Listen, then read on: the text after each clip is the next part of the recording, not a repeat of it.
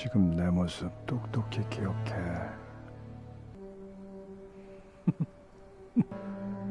죽게 될 거니까.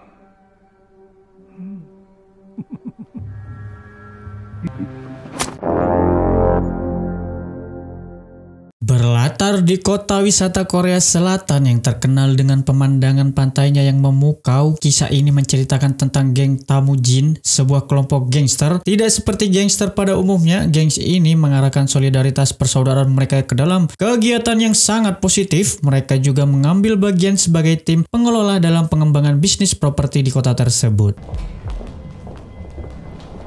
Dan kita sebut saja si Joko yang sebentar lagi menikah mendapat perlakuan lucu dari teman-temannya yang ikut senang dengan cara mereka sendiri. Sementara itu, muncul kabar mengejutkan bahwa salah satu tempat hiburan yang mereka kelola dipakai untuk pesta narkoba. Hal ini membuat dua pemimpin Temujin, Kim dan Pi, langsung mendatangi tempat kejadian dengan kesal.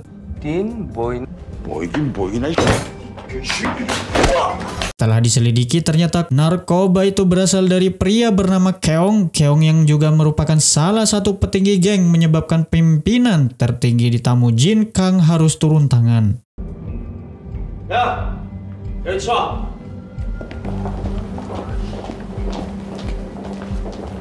Dialah satu-satunya yang sangat keras kepala dan sulit untuk dinasehati dalam hal bisnis. Geng Temujin adalah investor terbesar di sebuah resort terkenal di kota wisata tersebut. Ketua Kang yang merasa sudah tua menyerahkan pengelolaan resort kepada Kim, orang yang paling dapat dipercaya olehnya di antara semua anggota geng.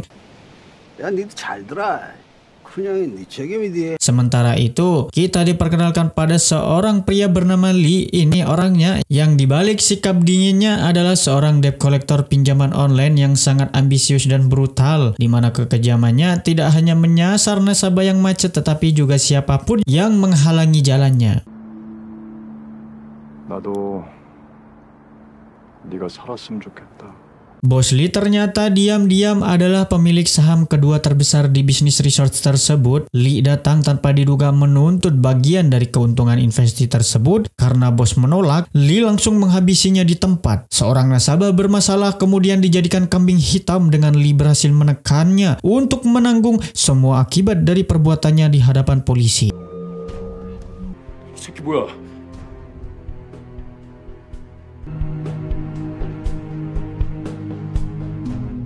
Dan Lee berhasil merebut kepemilikan saham resort dan aset properti milik almarhum bos dan kini tinggal di sana bersama seorang nasabah bernama Amu Choi yang rela menyerahkan kehormatannya demi menutupi bunga cicilan bulanannya. Menanggapi kematian bos yang mencurigakan, salah satu anak buah bos datang mengancam pelakunya dan Lee merespon dengan menantangnya untuk membuktikannya. 내가 회장님을 마음 편하게 보내드릴 것 같은데 꼭 그렇게 하세요. Lee sebagai pemegang saham terbesar kedua mendatangi Kim bersama beberapa pengawalnya untuk membahas pembagian keuntungan. Namun Kim yang sadar bahwa Lee adalah tokoh kriminal dan gembong obat terlarang dengan tegas menolak untuk terlibat dalam urusan ini. 불만이야? 끝까? Pada keesokan hari, Lee membawa Amu Choi ke kediamannya Ketua Kang. Mengingat penolakan Kim tempo hari, Lee tanpa ragu menikam Ketua Kang berkali-kali sebagai langkah kudeta untuk mengambil alih pengelolaan resort dari geng Temujin.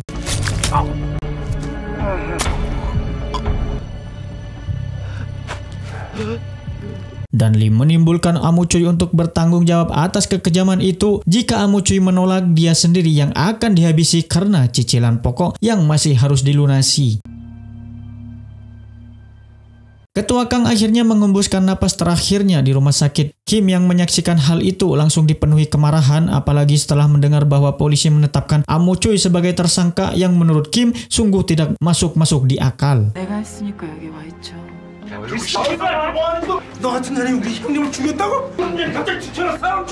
Dalam prosesi pemakaman Ketua Kang, suasana penuh emosi melanda hampir semua anggota geng Temujin, terutama Keong yang mendesak Kim untuk segera mengambil tindakan balas dendam. Namun, Kim sudah memiliki rencana yang lebih cerdas. Dia menginstruksikan timnya untuk menculik beberapa anak buah Lee dan menginterogasi mereka. Dari interogasi itu, Kim memperoleh informasi tentang waktu dan lokasi transaksi narkoba yang akan dilakukan pasukan Lee, geng Temujin kemudian memanfaatkan informasi ini untuk bekerja sama dengan polisi dalam menangkap Lee.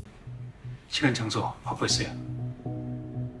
Tim polisi yang mengikuti kurir dari pom bensin akhirnya terpancing untuk berpencar dan melakukan penggerebekan. Sayangnya mereka tertipu karena tas kurir hanya berisi kopi dan teh, sementara paket narkoba aslinya dititipkan pada pegawai dan pom bensin. 차종을 잡았습니다.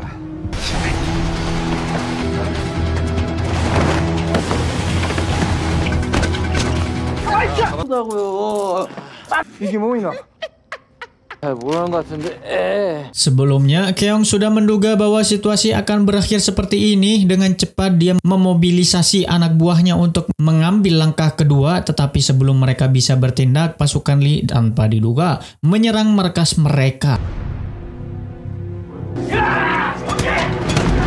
Kejadian serupa juga terjadi pada pasukan Joko di tempat lain. Kondisi Keong yang hampir mati disebabkan oleh serangan dari sesama petinggi geng Temujin seperti si Khalid yang memiliki ambisi untuk memimpin geng, dan Keong yang masih dianggap sebagai saudara oleh geng itu juga terbunuh dalam serangan itu.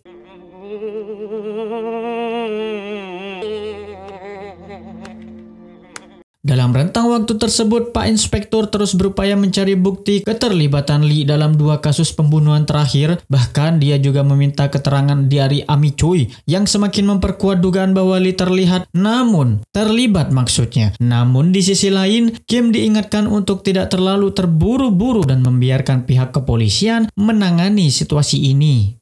그러지 말라고. 어? 내가 네 이름 믿는데. Secara diam-diam, Kim bertemu dengan Shin yang merupakan rekan terkuat Lee dalam gengnya. Di sana Shin diminta untuk bekerja sama untuk membunuh Lee atau setidaknya membantu agar Lee segera ditangkap dan dipenjara. 사장님이 내 지분 가져가고 내가 이민석이 지분 가져오고 이민석이 죽는 순간 신 사장님이 최대 주주 되는 거죠. 어때요? 어때요? 어때요?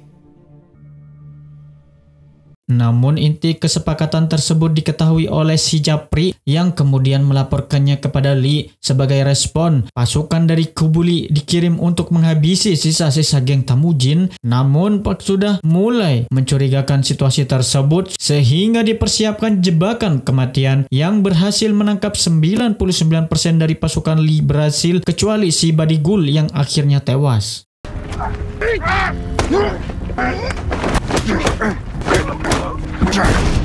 Sementara itu, Kim memutuskan untuk mengunjungi tempat parkir si Khalid, mengungkapkan bahwa kekalahan Khalid disebabkan oleh serakah yang pada akhirnya membuatnya harus menghadapi konsekuensi atas tindakannya. Kekuasaan dan kekayaan tidak akan pernah menguntungkan orang-orang yang serakah. Virus pikiran serupa juga menghinggapi si Caprik. Hingga pada titik ini, kepolisian terlihat sudah kewalahan. Bahkan Pak Inspektur harus mengeluarkan surat perintah palsu untuk menangkap Lee. Namun, Lee merasa bahwa upaya Pak Inspektur untuk mengaburkan dirinya bukanlah cara yang tepat. Pada akhirnya, Kim dan geng Temujin berhasil menemukannya juga. Dan perjalanan mereka terhenti. Kim dan geng Temujin ingin memastikan kebenaran surat penangkapan tersebut, dan ancaman dari Pak Inspektur membuat Kim akhirnya memberi kesempatan kepada mereka untuk melanjutkan perjalanan. Namun tanpa diduga, Lee mengambil keputusan nekat seperti ini.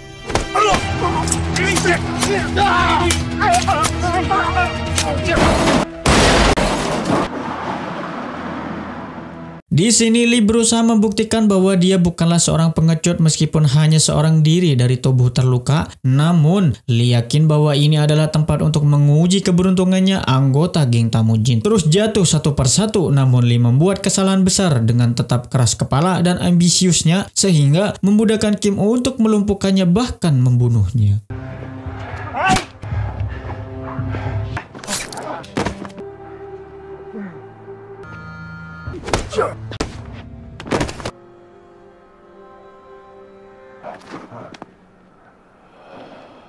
Saat ditanya oleh Pak Inspektur mengapa dia melakukan semua ini, Kim dengan tegas menjawab bahwa sebenarnya dia sudah mati rasa. Dari sisi kemanusiaannya sudah lama hilang bersama mereka yang telah mati oleh kekejamannya sendiri. Habis sudah. Thank you guys. Thank you yang udah nonton. Jangan lupa untuk di subscribe dan di like guys.